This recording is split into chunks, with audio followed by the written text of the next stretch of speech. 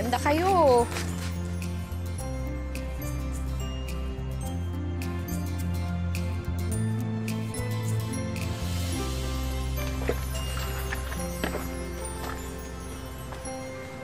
Kung nag-aasawa ka na kasi, di sana hindi lang yung mga halaman na yan na nagpapasaya sa'yo, hindi ba?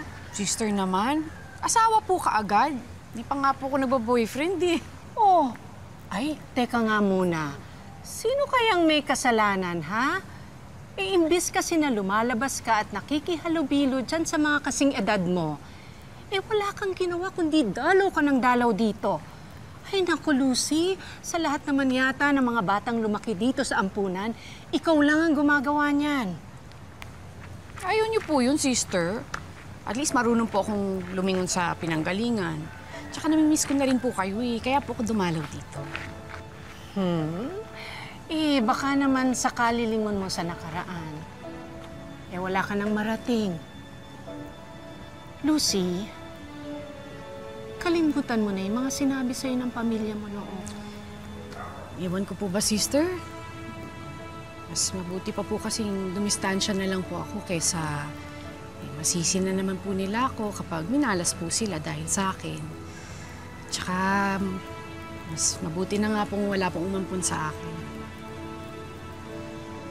Hindi ka salot, anak. Blessing ka.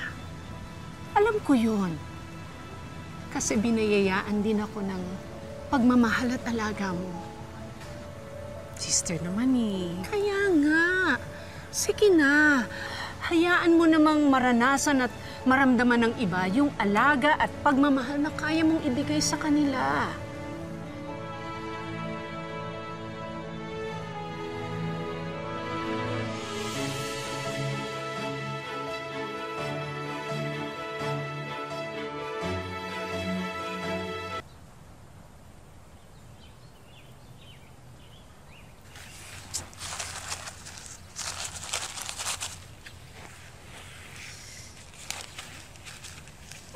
Bro, sige na, hayaan mo na yan kung hindi na talaga kaya.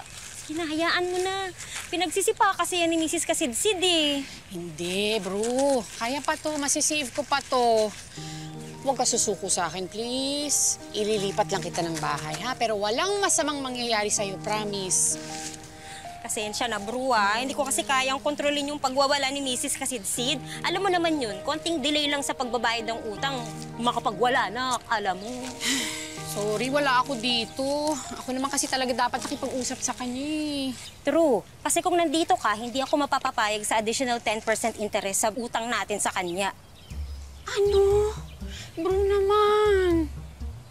Bro, sorry na.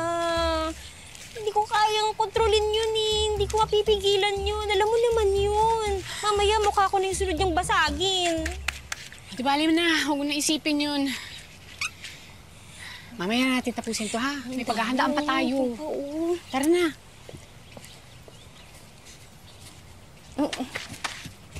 Di bale, mamaya na yung business meeting natin sa Rigor Builders. Makikita nila tong business proposal natin. Tapos, magda-down payment na sila para sa una nating project sa kanila. Yun ang ipambabayad natin kay Mrs. Oo, tama. Manifest, manifest. Magdilang anghel ka. May mga angels naman talaga akong bumubulong kay Lord para sa akin. Yes. Pa, tulungan niyo naman po ako. Kailangan na kailangan lang po talaga.